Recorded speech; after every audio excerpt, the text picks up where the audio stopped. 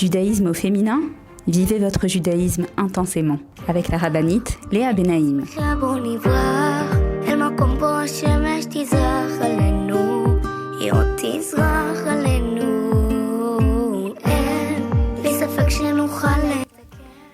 Bonjour à toutes et bienvenue sur Torah Box Radio depuis Jérusalem pour notre émission de judaïsme au féminin. Alors les filles, on entame on va dire la deuxième partie, plus ou moins, dans cette émission, de la période qui s'appelle donc Bein HaMetzarim, une période dans laquelle, comme je l'ai expliqué longuement la semaine dernière, on a un travail à faire.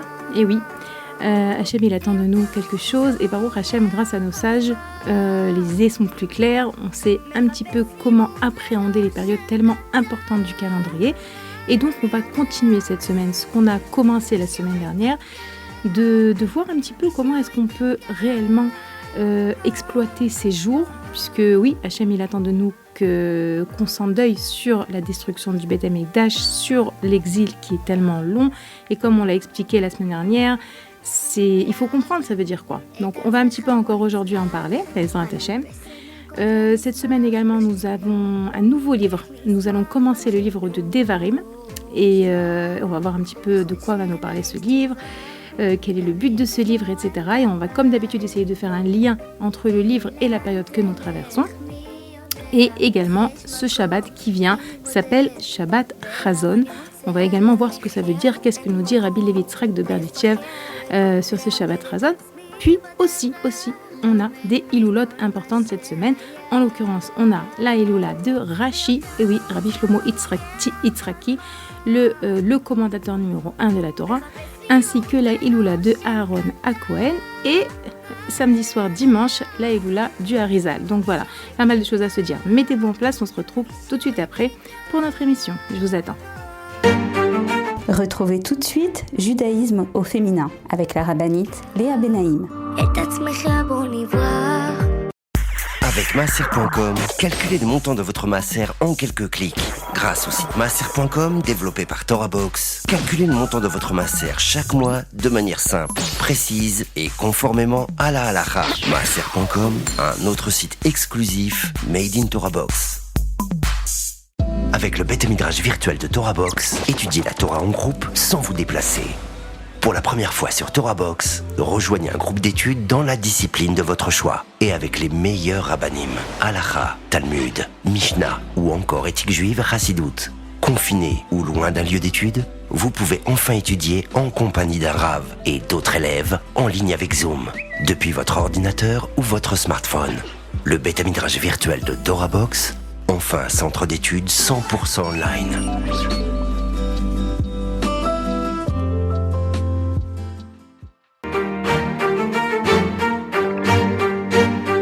Judaïsme au féminin, vivez votre judaïsme intensément avec la rabbinite Léa Benaïm.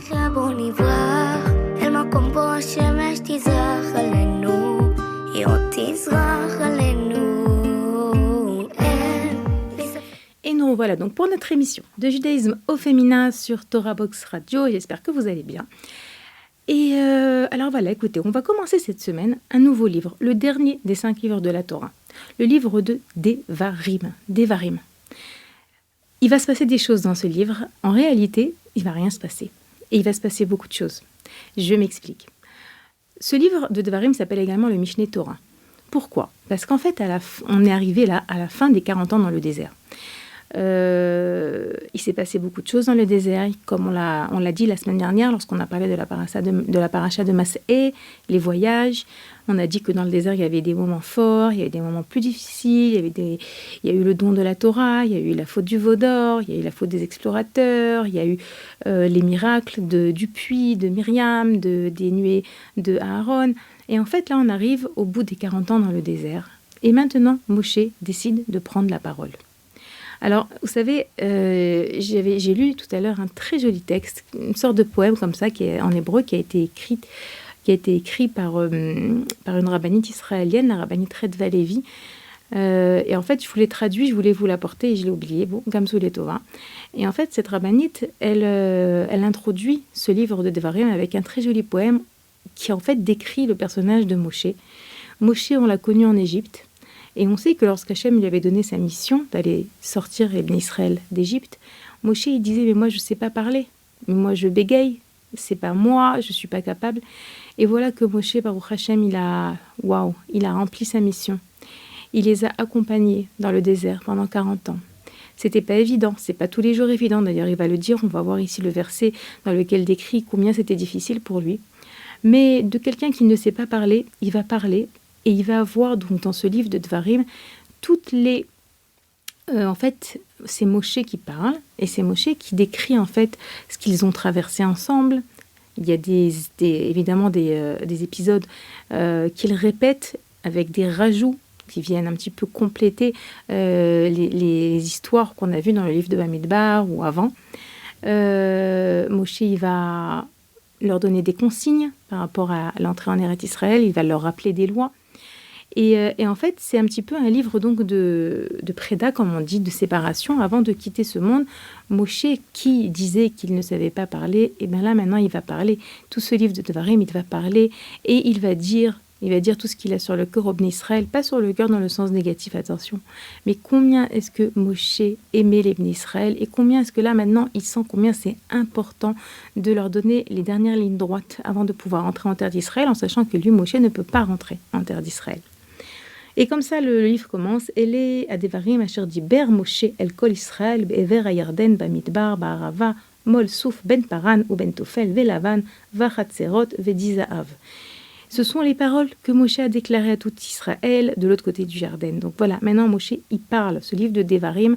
Donc savoir que cette paracha de Devarim, c'est toujours la paracha que nous lisons le Shabbat avant Tisha B'Av. Et il n'y a jamais de hasard dans notre Torah Kedusha. Si ce Shabbat qui précède Tisha B'Av, c'est un livre dans lequel on parle de paroles. D'accord ? Si vous vous rappelez, la semaine dernière, on avait parlé dans la paracha de Matot, si je ne me trompe pas, de tout ce qui concerne les Nédarim, les vœux, et je vous avais expliqué l'importance de la parole, l'importance de surveiller sa parole, de ne pas tomber dans le Lachon Hara, d'étudier les lois de Lachon Hara. Toutes celles qui n'ont pas écouté l'émission et qui ont envie de l'écouter, je vous invite réellement, parce que même si ce sont les parachats de Matot et Massé que j'aborde, je dis également, dans l'émission de la semaine dernière, énormément de points par rapport à la période des 3 semaines, de savoir de nouveau, comme je vous l'ai dit, comment appréhender cette période, comment l'exploiter, comment comprendre qu'est-ce qu'Hachem il attend de nous. Je vous avais ramené 2 idées principales, etc. Donc vraiment, de tout mon cœur, je vous invite à l'écouter par rapport à ce qui nous reste quand même une bonne partie de cette période de Bein HaMetzarim. Et donc, j'avais parlé de combien est-ce qu'il était important de surveiller sa bouche, surveiller sa parole.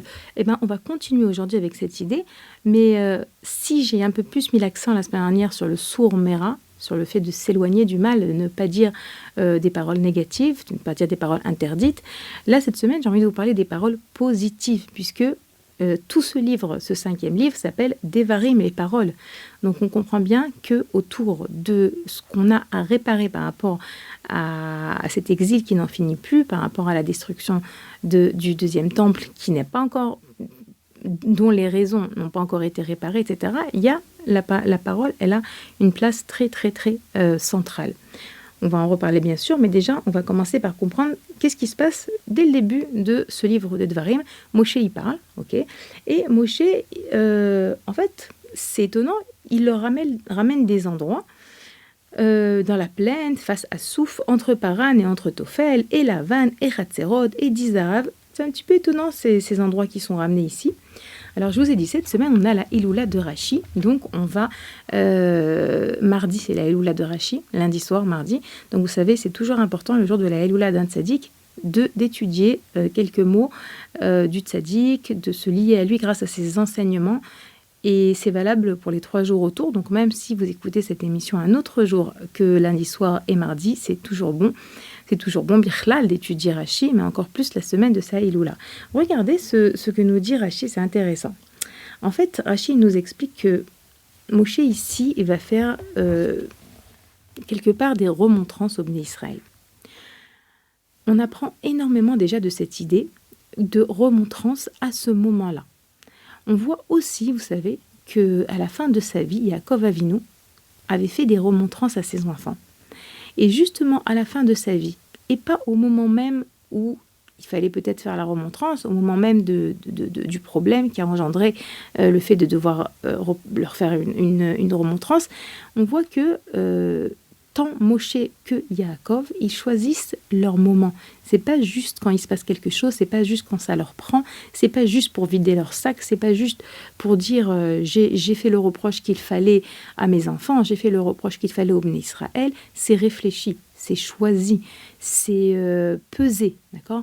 Moshe Rabbeinu, il attend la fin de sa vie pour expliquer au Béni Israël qu'il y a des choses qui n'ont pas été top dans les 40 ans qu'ils ont passés dans le désert, mais Moshe, non seulement il va choisir, comme on dit en hébreu, le hitouille, le moment, donc au moment où il va se séparer d'eux, au moment où il va leur dire au revoir, les Béni Israël vont rentrer en terre d'Israël, Moshe ne va pas rentrer, donc c'est un moment où évidemment les Béni Israël se sont attachés à Moshe, et donc ils sont beaucoup plus réceptifs à ce moment-là, mais en plus, il ne va pas leur dire dougri, comme ça, franchement, ouais, vous avez fait le veau d'or. Non, il allusionne les choses. Il utilise des noms d'endroits qui vont allusionner les fautes des Béni Israël. Par exemple, lorsque Moshe il dit « et d'Isaav », un endroit d'Isaav, on dit, Rashi nous dit, je vous ai dit, on va lire Rashi, il les a réprimandés à cause du veau d'or qu'ils avaient fabriqué par surabondance de l'or. L'or se dit en hébreu. Par surabondance de l'or, Zahav, en leur possession. Comme il est écrit, je leur ai donné beaucoup d'argent, de l'or, et ils en ont fait un Baal. Le mot d'Izahav, donc on entend le mot Zahav, qui veut dire or, dit c'est daï, ils avaient beaucoup d'or, les Béni Israël. Là, Moshe, il veut faire allusion à la faute du veau d'or, mais il leur dit pas comme ça crûment, ouais, vous avez fait le veau d'or, c'était pas bien. Non.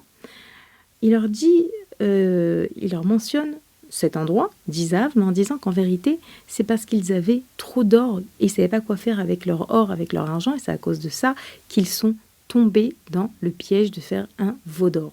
Je vais vous lire quand même le début aussi de Rashi, que vous compreniez mieux l'idée que Rashi est en train d'expliquer. Comme ça nous dit Rashi, étant donné que ce qui va suivre est constitué par des remontrances et que le texte énumère ici tous les lieux où ils ont hérité Hachem, il dissimule les méfaits et ne les cite que par allusion, afin de ménager l'honneur d'Israël. Ensuite, ça c'est donc le début du Rashi de ce premier verset, de ce premier chapitre. Ensuite, continue Rashi, à tout Israël.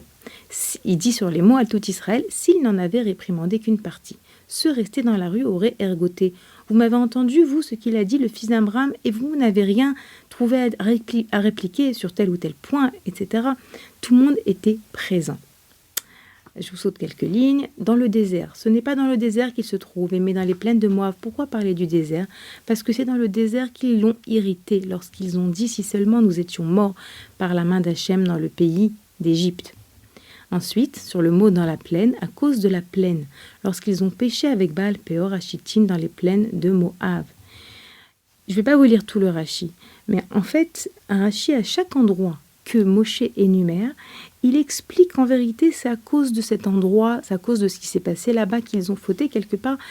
Il nous apprend deux choses très importantes. Premièrement, à savoir quand faire le reproche. C'est très important. Des fois, on a envie de dire quelque chose à notre mari, on a envie de dire quelque chose à nos enfants. C'est pas le moment. Parce que sur ce moment, on est plein de colère. Sur ce moment, on n'a qu'une envie, c'est de sortir nos nerfs, etc. Donc, c'est pas le moment. Si on veut réellement que nos paroles fassent de l'effet, il faut choisir le bon moment. Et le meilleur moment, c'est quand on n'est pas en colère. Et c'est pas tout. Aussi, on apprend de la manière dont Moshe, entre guillemets, leur fait des reproches, qu'en fait, il fait des allusions. Il sait faire ça joliment, pas de manière agressive. Et même à la limite, c'est presque... presque, c'est pas de votre faute, vous êtes tombé dans la faute du veau d'or parce qu'il y avait trop d'or. En vérité, bien sûr que les Béni Israël avaient leur part de responsabilité. Et c'est sûr que ils vont devoir payer pour ça. Et c'est sûr que il y a quelque chose que j'ai lu par rapport... au fait qu'ils ont fauté au moment du veau d'or, du fait d'avoir trop d'or. Dans le livre Mizmor le Toda, le Rav explique qu'en réalité, on apprend de là que, et en vérité, il dit aussi que dans toutes nos fautes, on retrouve la même idée qu'ici, que quoi? Que la source de la faute du veau d'or, c'était un manque de gratitude et de reconnaissance envers Hachem, puisque Hachem les a gâtés, leur a donné beaucoup, beaucoup d'or, beaucoup, beaucoup de biens d'Égypte. Avec tout cet or, ils en ont fait un veau d'or. Ils se sont donc rebellés contre Hachem avec ce qu'Hachem leur a donné. Et donc dans ce livre, Mizmor LeToda, que j'aime bien étudier, il nous dit qu'en réalité, on comprend que la source de la faute du veau d'or, et il explique qu'en vérité, c'est la source de beaucoup, beaucoup de nos fautes, c'était l'ingratitude. C'était l'ingratitude. Très souvent, on n'est pas suffisamment rempli de gratitude, de reconnaissance envers Hachem, et ça nous fait fauter. Ils n'ont pas réalisé qu'en vérité, tout cet or qu'Akadosh Baruch Hu leur avait donné, c'était rien qu'en soi, c'était une raison pour surtout pas s'éloigner d'Hachem, surtout pas. Donc dans ce premier verset, on a, premièrement, quand on veut faire des reproches, quand on a quelque chose à dire à quelqu'un, même si c'est pas que des reproches, attention, quand, comment. Vous savez, Rabbi Nachman de Breslev, il nous enseigne que lorsqu'on vient vers quelqu'un et on lui fait un reproche, pas comme il faut. Des fois, pas comme il faut, ça veut dire ça vient pas d'un cœur pur, des fois c'est pas au bon moment, des fois c'est pas de la même manière. Eh bien, c'est comme si qu'on prenait une poubelle et qu'on la secouait. Qu'est-ce qui se passe lorsqu'on secoue une poubelle ? Eh bien, toute la mauvaise odeur, elle se disperse dans la pièce. Il dit, lorsqu'on fait un mauvais reproche, Rabbi Nachman dit, lorsqu'on fait un mauvais reproche, c'est exactement comme si on avait secoué une poubelle. Le mal, les points négatifs qu'il peut avoir chez la personne en face de nous, vont se réveiller, vont se disperser. Ça va pas, au bout du compte, ça va pas faire du bien, jamais. Et si vous voulez la preuve, essayez de vous rappeler la dernière fois que quelqu'un vous a fait un reproche. Est-ce que ça vous a fait du bien ? Si ça vous a fait du bien, c'est que la personne qui vous a fait ce reproche, elle l'a fait vraiment avec un cœur aimant, au bon moment, de la bonne manière, et que vous avez senti l'amour dans la bouche de cette personne. Si ce n'était pas le cas, et c'est malheureusement très souvent comme ça, et on ne vient pas accuser personne, ça fait partie de cette épreuve de savoir utiliser notre bouche à bon escient. Si ça vous a vexé, blessé, vous devez comprendre de ça, on doit comprendre de ça, que c'est pas pour maintenant accuser la personne, mais c'est pour comprendre que nous aussi, parfois, on peut tomber et mal parler, mal faire de reproches. Donc, on apprend de Moshe Rabbeinu. Le moment, la manière, le cœur pur. Est-ce qu'il y a quelqu'un qui aimait plus les Bnei Israël comme Moshe Rabbeinu ? Les allusions, que ce soit pas trop cru, trouver des circonstances atténuantes. Voilà, vous avez fauté la faute du veau d'or parce qu'il y avait trop d'or, vous ne savez pas comment faire. Mais attention, à côté de ça, on prend aussi la responsabilité de savoir que ce qu'Hachem nous donne, on doit l'utiliser à bon escient et pas chas v'shalom l'utiliser contre Hachem. Les filles, on va faire une pause, on continue juste après Bezrat Hachem. Je vous rappelle que vous pouvez m'écrire à l'adresse mail suivante radio@torah-box.com. À tout de suite.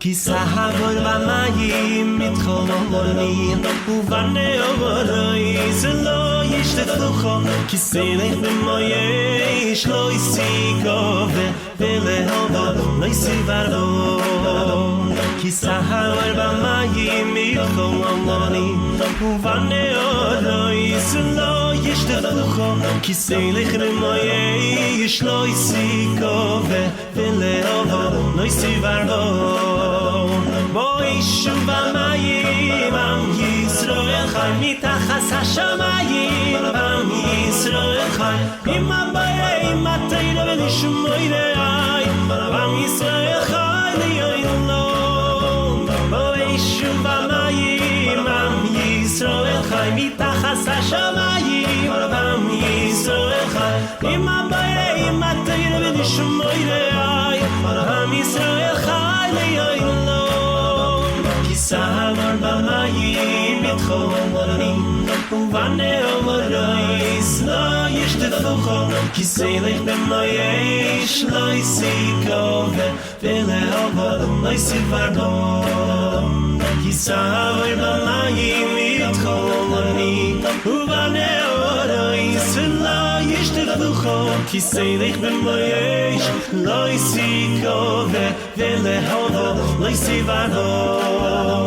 Bo'ei shuva mayim, am Yisrael chai mitachas hashamayim, am Yisrael chai. Im ha'bayei, im ha'teire v'nishmoirei, am Yisrael chai li'olam. Bo'ei shuva mayim, am Yisrael chai mitachas hashamayim, am Yisrael chai. Im ha'bayei, im ha'teire v'nishmoirei, am Yisrael chai li'olam.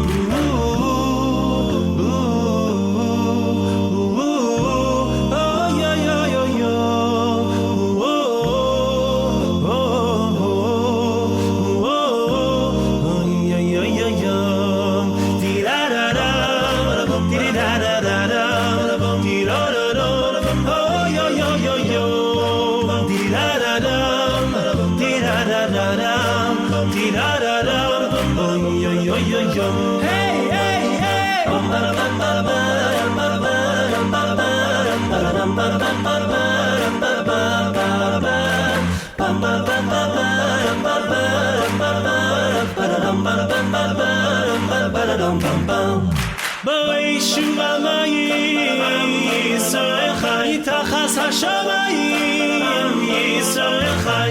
Im ha'bayei, im ha'teire v'nishmoirei, am Yisrael chai li'olam. Bo'ei shuva mayim, am Yisrael chai mitachas hashamayim, am Yisrael chai. Im ha'bayei, im ha'teire v'nishmoirei, am Yisrael chai li'olam.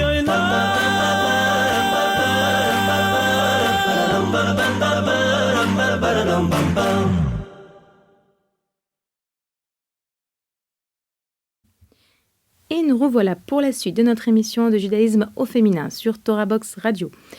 Pour celles qui viennent de nous rejoindre, sachez que notre émission est rediffusée tous les jours sur la radio de Torah Box et également vous pouvez la retrouver sur le site de Torah Box en tapant sur le moteur de recherche judaïsme au féminin. Donc on va continuer, donc on est en train de parler de la paracha de Dvarim, on a dit qu'on a plusieurs sujets à passer en revue aujourd'hui et que comme d'habitude on essaye de faire le lien entre les différents sujets. Donc oui, on sait qu'on est dans la période de Bein HaMetzarim. Dans cette période de Bein HaMetzarim, on a un travail à faire, on l'a expliqué la semaine dernière, et là j'ai dit on va parler donc d'autres aspects du travail qu'Hachem attend de nous, entre autres un travail autour de nos paroles, de ce qui sort de notre bouche. Premièrement, on apprend déjà de Moshe Rabbeinu combien est-ce qu'il faut faire attention à ce qu'on dit à quelqu'un lorsqu'il s'agit de reproches, lorsqu'il s'agit de réprimandes, et bichlal, tout ce qu'on veut dire à quelqu'un, faire attention, est-ce que ça risque de le blesser? Vous savez, des paroles, il faut comprendre que lorsqu'Hachem il a créé l'homme, il a insufflé un souffle divin. Hachem lui-même, il a mis de lui en nous. Et Onkelos nous dit que ce qu'Hachem a mis en nous, c'est cette capacité à parler. Ruach Memalela. Ça veut dire que lorsqu'on parle, de la même manière qu'Hachem il a créé ce monde en parlant, Hachem il a dit que la lumière soit et la lumière fut, Hachem il a créé ce monde en parlant. Nous aussi, lorsqu'on parle, on crée. On crée des anges lorsqu'on parle des paroles positives. Malheureusement, lorsqu'on parle des paroles négatives, on crée des anges négatifs, à savoir Chas v'Shalom. Lorsqu'on fait une bracha à quelqu'un, lorsqu'on complimente quelqu'un, lorsqu'on dit un mot gentil, c'est pas simplement que c'est bien, que ça renforce les cœurs, que ça rapproche. C'est qu'on crée quelque chose, on crée des énergies, on crée voilà, nos paroles, il faut les imaginer réellement comme des anges. Donc, combien est-ce qu'il faut faire attention? On a parlé également, comme je vous l'ai dit, de la place de la gratitude, puisque je vous ai dit que dans le livre Mizmor le Toda, un livre que je recommande, le Rav explique comme quoi, très souvent, l'origine de nos fautes, c'est un manque de gratitude envers Hachem, et que, Dafka, pendant cette période pendant laquelle on doit faire des efforts sur nous-mêmes, on doit faire teshuva, c'est une période dans laquelle on doit toute l'année faire teshuva. Il y a des périodes encore plus, comme je vous l'ai dit la semaine dernière, la période de Ben Hametzarim, c'est une période de 22 jours qui prépare à la période des 22 jours depuis Rosh Hashanah jusqu'à Shmini Atzeret. C'est une préparation. Plus on va dans cette période être connecté à l'essence de ces jours-là, qui sont un appel d'Hachem, Hachem qui nous dit « Eh oh, est-ce que vous vous rappelez qu'on est loin? Est-ce que vous vous rappelez que cet exil a trop duré? Est-ce que vous vous rappelez que je vous ai langui? Est-ce que vous vous rappelez que ça fait trop longtemps qu'on est séparés? Est-ce que vous vous rendez compte qu'en vérité, vous vous êtes éloigné de moi et que c'est plus possible, ça ne peut plus durer ?» Et donc, pendant cette période de 3 semaines, Hachem nous appelle. Et lorsqu'on travaille pendant cette période, on croit en vérité très souvent que le travail de la tchouva commence à Rosh Chodesh Elul. Non, c'est faux, ça commence maintenant. Après, bien sûr, ça continue. D'ailleurs, vous savez que on lit dans la Megillah de Echa, qu'on va lire à Tisha B'Av, il y a une phrase qui nous dit comme ça, Narkora venashuva el Hashem. On va enquêter et on va revenir vers Hashem. Narkora, il y a quelque chose ici à enquêter. Lorsqu'on veut comprendre ce qu'Hachem nous dit, qu'est-ce qu'Hachem il attend de nous, comment est-ce qu'on peut nous-mêmes nous améliorer, quelles sont les choses urgentes à améliorer en nous, comment est-ce qu'on pourrait les améliorer, de quelle manière, en priant plus, en étudiant, en se conseillant avec quelqu'un. Tout ça, ça fait partie du moyen de se préparer au Yamim Noraim en commençant dès maintenant la tchouva, parce que c'est clair que c'est par la tchouva que nous allons hâter la fin de cet exil. Donc, dans la Megillah de Echa, on a déjà cette allusion, Narkora venashuva el Hashem. On a une autre allusion, le mot Echa. Le mot Echa qui apparaît non seulement dans la Megillah de Echa, c'est le nom de la Megillah, à savoir que nous avons 5 Megillot que nous lisons dans l'année, Shir HaShirim, Esther, Ruth, Kohelet, et la Megillah donc de Echa. Mais ce mot de Echa qui débute donc la Megillah de Echa, nous rappelle un autre mot qui apparaît également au début de l'histoire, au début de Bereshit, lorsque Adam et Chava ont fauté. Adam et Chava se sont cachés, et Hachem, il a dit à Adam Arishon, Ayeka, où tu es? Où tu es? Ayeka et Eka, ce sont les mêmes lettres. Pardon, Ayeka et Echa, ce sont les mêmes lettres. Où tu es? Hachem, il dit à Adam Arishon, où tu es? C'est également ce qu'Hachem nous dit maintenant, où tu es? Où tu es, mon enfant? Où tu en es dans ta vie? Où tu en es dans ton désir de te rapprocher de moi? Où tu en es dans ta tfila? Où tu en es dans ta tsniout? Où tu en es dans tes paroles? Où tu en es dans ton amour du prochain? Où tu en es? Okay, ça aussi, c'est une allusion du travail qu'Hachem il attend de nous dans cette période, de se demander Ayeka, où je suis, de comprendre qu'on est en préparation au Yamim Noraim, de comprendre que Echa et Ayeka, ça marche ensemble. Si on veut pouvoir s'endeuiller réellement, il faut s'introspecter. Narkora, nous dit la Megillah de Echa. On a parlé également, donc je me suis un petit peu éparpillée, une seconde. On a parlé de l'importance d'être reconnaissant.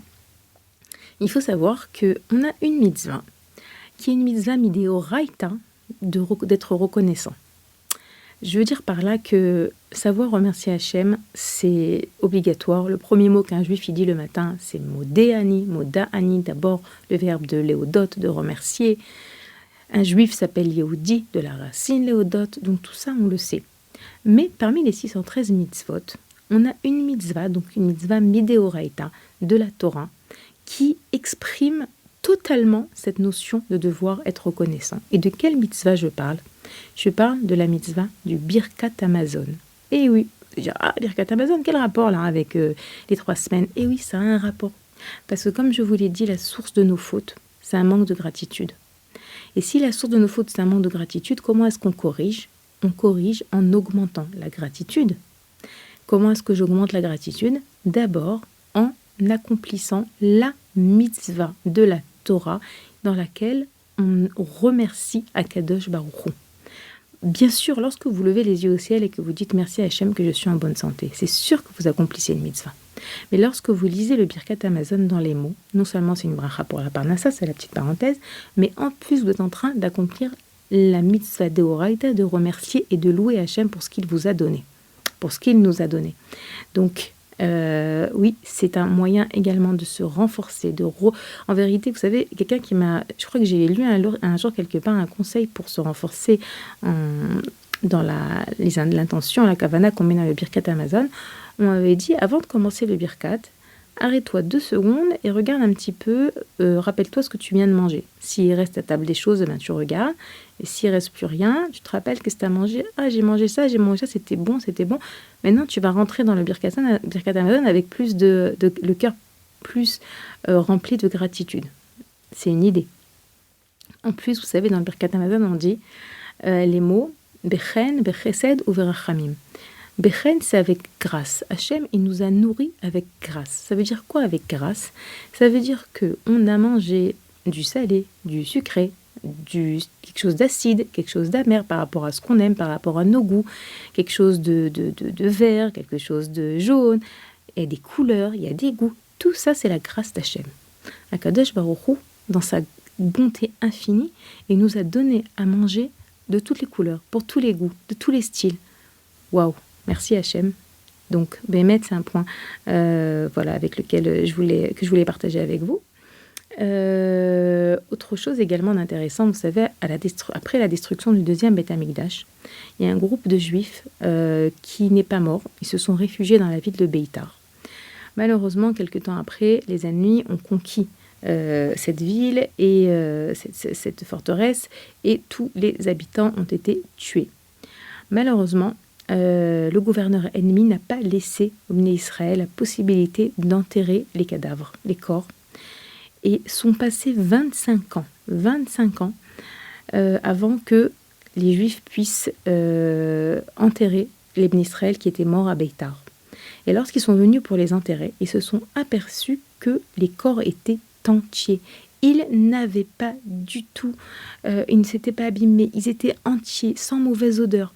Et les sages nous disent que par rapport à ce miracle, on doit dire dans le Birkat Hamazon la bracha de Atov Ve'a Meitiv.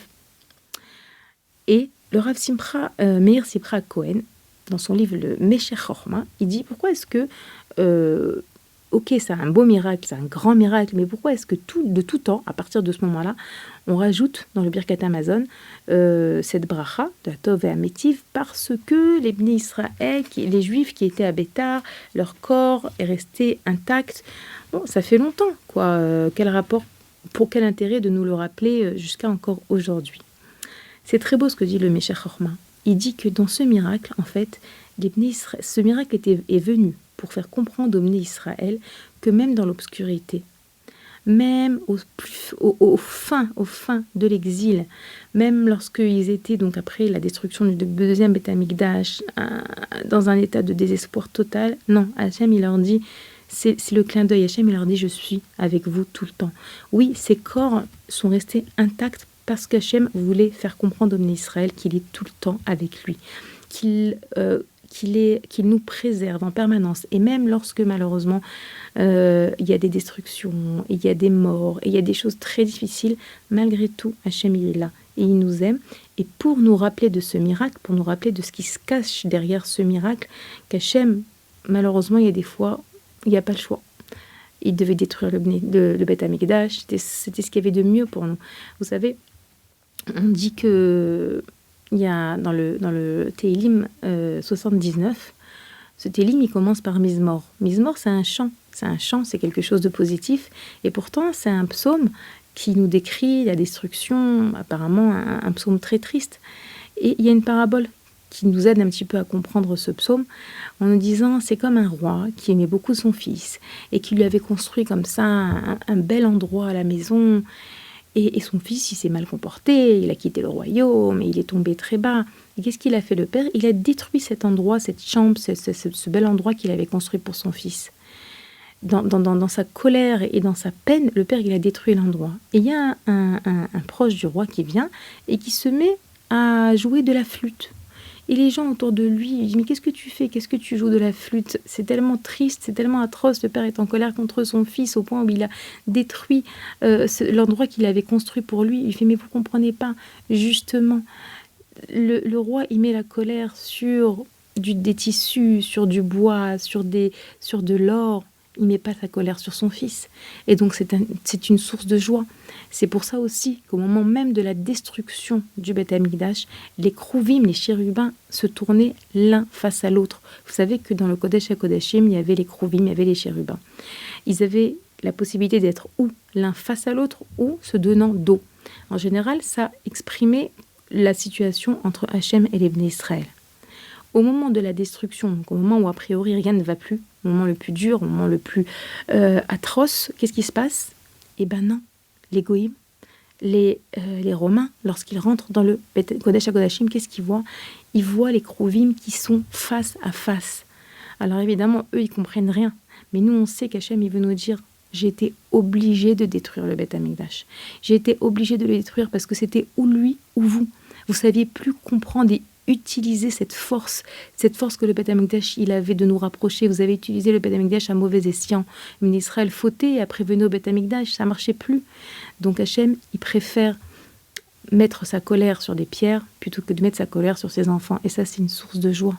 Alors oui, cette période, on doit s'endeuiller, mais comprendre qu'en vérité, c'est un deuil qui vient nous rapprocher, de réaliser combien est-ce qu'Hachem, il nous aime. C'est surtout ça qu'il faut retenir pendant cette période. On fait une petite pause et on reprend juste après. Vous pouvez nous écrire à l'adresse mail suivante radio@torah-box.com. Le service Refoua Shelema de Torah Box. C'est l'occasion de prier pour les malades du peuple juif. Envoyez le nom de vos proches malades. Choisissez la formule la plus adaptée et permettez à des milliers de juifs à travers le monde de prier pour sa guérison. Un malade isolé, Torah Box a même mis en place un service de Bikur Cholim, la mitzvah de rendre visite aux malades. Alors rendez-vous sur www.torah-box.com/refoua-shelema et bénéficiez de l'extraordinaire force des prières du peuple juif en faveur de nos malades.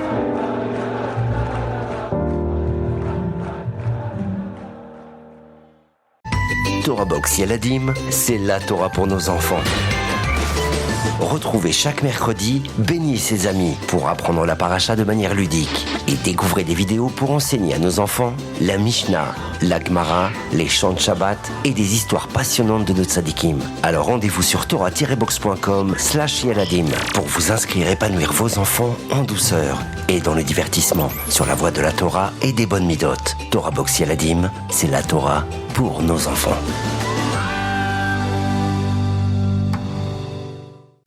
Et nous revoilà pour la suite de notre émission de judaïsme au féminin sur Torah Box Radio, Parashat Devarim, Shabbat, Chazon, Chodesh Av qui commence. Voilà, on a commencé, on a plein de choses à se dire.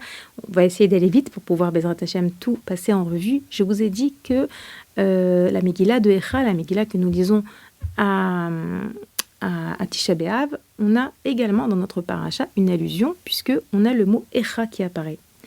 Dans le verset Echa Esa Levadi Torchachem Umasarachem Verivchem.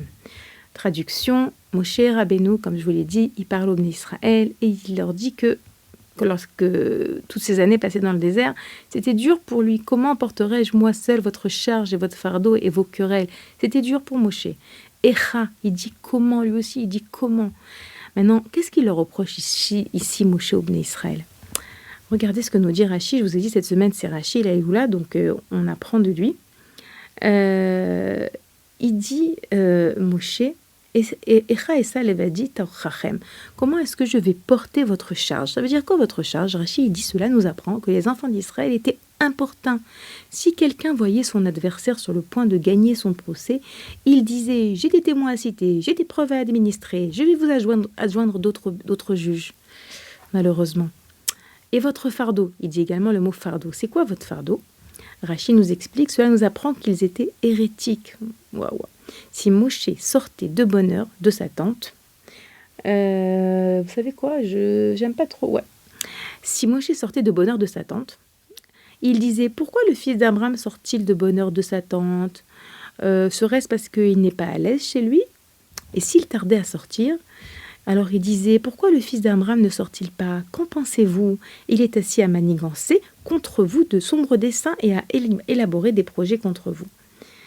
Waouh! Est-ce que vous comprenez ce que Rachi vient de nous dire? Rachi vient de nous dire que Moshe, il est en train de dire que les Bnei Israël, c'était pas facile. Et qu'en vérité, lorsque par exemple quelqu'un faisait un procès et qu'il était sur le point de gagner, alors l'autre il venait à trouver des... Ah non, attends, je vais t'apporter une autre preuve, attends.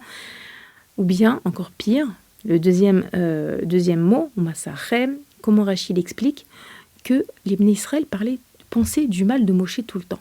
Si Moshe, il sortait tard de chez lui le matin, il disait, qu'est-ce qu'il fait chez lui? Il manigance contre nous. Et si Moshe, il sortait plus tôt le matin de chez lui, alors il disait, ah, pourquoi il sort tôt, Moshe? Ça se passe mal avec sa femme, qu'est-ce qui se passe à la maison? Les filles, on n'est pas là pour juger les Bnei Israël dans le désert, on est là pour apprendre. Combien de fois, malheureusement, on juge cette personne, elle a fait ça, cette personne, elle a fait ça, peut-être qu'elle a fait ça pour ça, peut-être qu'elle a fait ça à cause de ça. Je vous ai dit, dans cette paracha de Devarim, on a plusieurs endroits, comme un signal d'alarme. Attention, tout ça, ce sont des choses qui nous arrivent à nous aussi, qui nous font tomber à nous aussi, et qui empêchent le Mashiach de venir. Arrêtez de juger mal les gens, arrêtez de penser, de s'imaginer. À chaque fois, je vous dis, l'imagination, c'est le plus gros des dangers. De s'imaginer, elle a fait ça pour ça, il a dit ça pour ça, il n'est pas venu parce que... Vous savez, hier, j'avais prévu d'aller avec une amie quelque part, et en fait, j'étais pressée. Et donc, on s'était donné rendez-vous à 4 heures, à un endroit précis, et quand je l'appelle à 4 heures, elle me dit « Oui, je suis en retard, etc. Ne m'attends pas ». Et la vérité, j'ai pas pu l'attendre parce que j'étais pressée. Et tout le temps où je l'ai pas attendu, et donc en fait, sauf on n'a pas fait ce qu'on devait faire ensemble, j'avais en tête, Hachem, je t'en prie, fasse qu'elle me juge favorablement, parce que vraiment, si je l'ai pas attendue, c'est parce que j'étais vraiment pressée, que je pouvais pas l'attendre. Mais elle aurait pu se dire, elle exagère, elle aurait pu quand même attendre, on avait convenu ça ensemble. Et vraiment, j'ai ressenti le besoin d'être jugée favorablement. Donc imaginez-vous que ça arrive à tout le monde. Que ça arrive à tout le monde de faire des choses qu'on ne comprend pas, qu'on ne sait pas. D'où l'importance d'apprendre que les Bnei Israël sont tombés dans ça. C'est une leçon pour nous, de nous mettre en garde. Attention, attention. Ce sont des choses qui nous empêchent d'être délivrés. Il y a encore une autre expression intéressante dans la paracha, parce qu'en vérité, tout ce que je vous ramène là sur la paracha, c'est des choses qui, Bezrat Hashem, des outils, des clés pour Bezrat Hashem faire tchouva pendant cette période, nous rapprocher d'Hashem, nous améliorer. Alors, une des choses que Moshe rappelle dans cette paracha, c'est la faute des explorateurs. Et ça, je vous l'ai souvent dit. Dans la faute des explorateurs, on a ici, dans la manière dont Moshe nous la conte dans cette paracha, une expression qui est rajoutée. Expression qui est rajoutée, qui n'apparaît pas dans le livre de Bamidbar, c'est Bessinat Hashem Otanu Otzianu Me'eret Mitzrayim. Celles qui connaissent un peu mes cours, celles qui ont l'habitude d'écouter mes émissions, connaissent bien ce que dit le Baal Shem Tov là-dessus. Ils ont dit, les Bnei Israël, c'est parce qu'Hachem nous déteste qu'il nous a sortis d'Égypte. Le Baal Shem Tov dit que cette nuit-là, c'était la nuit de Tisha B'Av, la nuit où les Bnei Israël sont revenus, ils ont parlé du mal de la terre d'Israël, ils ont pleuré toute la nuit, et ils ont dit Hachem, il nous déteste, et parce qu'Hachem, il nous déteste, il nous a sortis d'Égypte. Et le Baal Shem Tov de nous dire que tant qu'on n'a pas réparé ce sentiment qu'Hachem nous déteste, on ne peut pas être délivré. Et que, on va le dire plutôt à la positive, comment est-ce qu'on fait pour réparer la faute des explorateurs qui ont dit que c'est parce qu'Hachem nous déteste que, à travers le fait de dire c'est parce qu'Hachem m'aime que, c'est-à-dire d'être convaincu de l'amour qu'Hachem nous porte. Et, dit le Baal Shem Tov, de mettre plus l'accent, la kavana, sur les mots dans la tfila, Ahava, Tolam, Ahavtanu, dans le passage qui précède le Shema Israël, en fonction des Nusachim, Sfarad ou Ashkenaz, c'est Ahava, Tolam ou Ahava Rabba. Mais c'est le passage juste avant le Shema Israël dans lequel Hachem nous dit qu'Hachem nous a aimés d'un amour infini. Le Baal Shem Tov, il dit que plus on va se rallonger et mettre l'accent et ressentir et croire dans cette phrase qui sort de notre bouche qu'Hachem nous aime, plus on va réparer la faute des explorateurs et plus on va hâter la venue de Mashiach. C'est-à-dire que pour faire venir Mashiach, il faut croire qu'Hachem nous aime. Et entre parenthèses, le mois de Av, c'est ce qu'il vient nous dire. Le mois de Av, on dit que c'est la Iloula de Aaron à Cohen. Alors, il faut savoir que Aaron, il était au Ev Shalom vers au Dev Shalom. il aimait la paix et il poursuivait la paix. Mais Aaron, on a l'habitude, on sait, lorsqu'on parle de Aaron, que c'est celui qui faisait la paix entre les gens, entre les couples. C'est pour ça qu'on dit qu'il y a beaucoup d'enfants qui s'appelaient Aaron, parce que lorsque Aaron faisait la paix entre un homme et une femme, ils avaient un enfant, il l'appelait Aaron. C'est pour ça que les Bnei Israël ont tellement pleuré lorsque Aaron et Niftar, ils ont pleuré énormément parce qu'ils savaient combien est-ce qu'il avait instauré de shalom, si c'est entre un homme et sa femme, si c'est entre un homme et son ami. Alors, on connaît tout ce fameux midrash lorsqu'il savait que Réhouven et Shimon, par exemple, étaient fâchés. Lorsqu'il voyait Réhouven, il disait « Tu sais, Réhouven, j'ai vu Shimon, il aimerait tellement faire la paix avec toi. » Et ensuite, il allait chez Shimon, et il lui dit « Tu sais, Shimon, j'ai vu Réhouven, et Réhouven, il a tellement envie de faire la paix avec toi. » Donc, on connaît cet aspect du personnage de Aaron à Cohen. Aaron, qui, lorsque il a vu son frère Moshe revenir de Midian avec la mission de sortir les Bnei Israël d'Égypte, il n'a pas été jaloux. Vesamar Belibo, il s'est réjoui dans son cœur, ce cœur qui était un cœur pur, qui était heureux pour son frère, parce que tout ce qui lui tenait à cœur à Aaron, c'est que les Bnei Israël sortent d'Égypte. Il n'avait pas besoin que ce soit lui l'envoyé d'Hachem, il a mérité d'avoir le Choshen sur ce cœur. Ce Choshen, c'est donc ce pectoral qui va lui permettre de communiquer avec Hachem. Tout ça, c'est pas un hasard si Aaron, Cohen et Niftar Rosh Chodesh Av. On sait que le Rosh Chodesh inclut tout le mois. Donc tout le mois de Av, c'est un mois dans lequel on doit faire un travail de Ahavat Israël. Mais c'est pas tout. Aaron à Cohen, c'est aussi celui qui instaurait l'amour entre Hachem et ses enfants. C'est aussi celui qui nous permettait de ressentir combien est-ce qu'Hachem nous aime. Le Rav Zilberberg dit comme ça. Oro shel Aaron à Cohen meir le kol chodesh Av. La lumière de Aaron éclaire tout le mois de Av. Et il dit comme ça que Aaron, on sait qu'il allumait la menorah dans le Beth Amikdash, dans le Mishkan. Il dit que Aaron chez Ir les kol neshama, il éclairait dans chaque neshama les kol adorot pour toutes les générations, pour nous également aussi aujourd'hui. Godel à Ahava chez Avinu. Chez Bashamaim Oavotanu, le puissant amour qu'Hachem a pour nous. Aaron à Cohen, il éclairait à l'époque, dans le cœur des Bnei Israël, ce sentiment qu'Hachem les aime et encore jusqu'à aujourd'hui. Continue le Rav Zilberberg, Shaliede Koro Shel Aaron à Cohen, Netse Meagalout, que c'est par la force de Aaron à Cohen que nous allons sortir de cet exil et nous allons mériter que ces jours du mois de Av vont se transformer. Le travail de ce mois est de ressentir, de faire un travail pour ressentir l'ampleur de l'amour qu'Hachem nous porte. D'ailleurs, c'est pas pour rien si, par le mérite de Aaron, les Bnei Israël avaient les nuées de gloire, que les nuées de gloire, c'était la protection divine. Vous savez, les nuées de gloire qu'on fête à Sukkot, c'est comme ce bras, vous vous rappelez de cette parabole, on dit que de la même manière qu'une soukha doit avoir 2 pans et demi, c'est comme un bras, le haut du bras, la deuxième partie du bras et la main qui enlace quelqu'un, c'est la même idée. Les nuées de gloire, c'est Hachem qui nous enlaçait, la soukha, c'est Hachem qui nous enlace, et tout ça par le mérite de Aaron à Cohen. Une seconde, j'ai envie de terminer, de vous dire quelques mots encore sur Aaron à Cohen. Que grâce à Aaron, donc chaque juif ressent combien Hachem l'aime. Aaron à Cohen, dit le Rav Zilberberg, Madlik et Esh Ha'ava, il allume le feu de l'amour, Betor Kol Yehudi, à l'intérieur de chaque juif, jusqu'à la venue de Mashiach. Ve'umar elanu me'ir lanu, et il nous montre, et il nous éclaire. Shenir'e, venir'e, venargish, que nous voyons, que nous ressentons, que nous vivions, que nous ressentions, et otsem a'ava a'aza anifla. Excusez-moi de dire des mots en hébreu beaucoup comme ça, mais c'est trop fort. Que nous puissions ressentir la puissance de l'amour, de l'amour incroyable qu'Hachem a envers nous. Donc on va terminer quelques mots sur ce mois de Av. Donc, comme je vous l'ai dit, ce mois de Av, c'est un mois qui, a priori, commence négatif, on l'aime pas trop, mais en réalité, déjà, dans son nom, tout y est. Av. Av, c'est papa, ça veut dire papa. Hachem, il nous aime. Et Hachem, il nous dit, je suis votre père, même si c'est des moments difficiles, je vous aime. Comme nous dit Rabbi Tzadok à Cohen de Lublin, il nous dit que c'est à Tisha B'Av que le Mashiach est né. Pourquoi ? Parce que au plus profond de l'exil, alors la Géoula commence à pousser, commence à sortir, commence à arriver.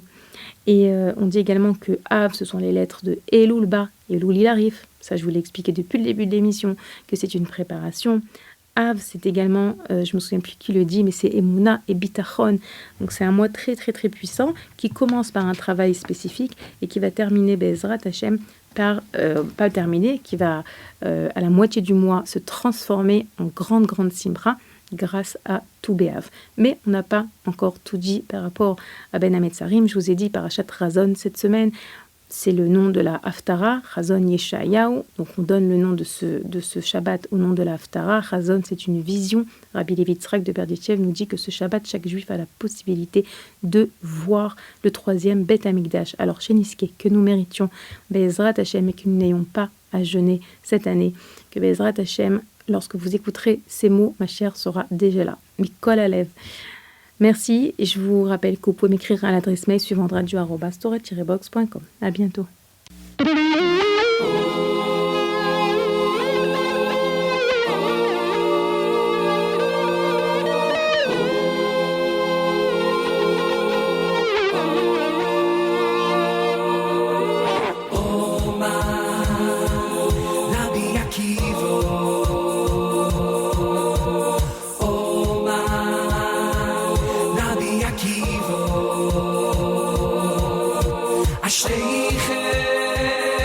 Ashreichem Yisroel,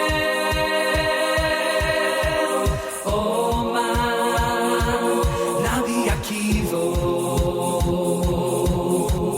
Oma, Rabbi Akiva, Oma, Rabbi Akiva,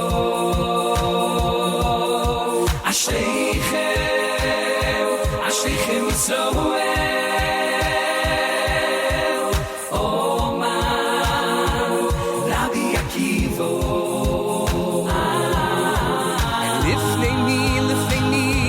Aten taharim, umi b'taher eschem. Avichem sheba shomayim, Avichem sheba shomayim. Omar, Rabbi Akiva. Lifnei mi, aten taharim.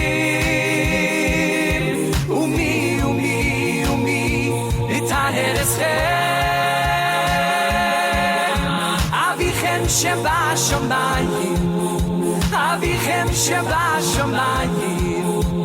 Omar, Rabbi Akiva.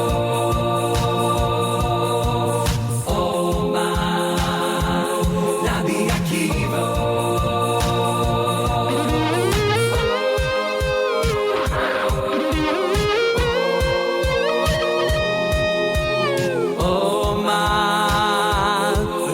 Akiva,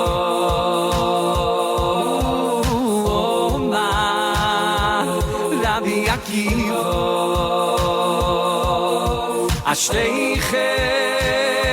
Ashreichem Yisroel,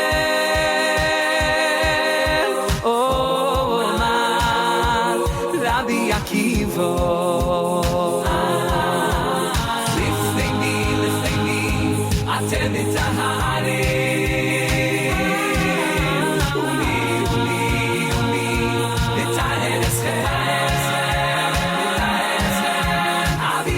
Sheba shomayim, Avichem sheba shomayim. Omar, Rabbi Akiva. Lifnei mi, aten taharim. Umi b'taher eschem.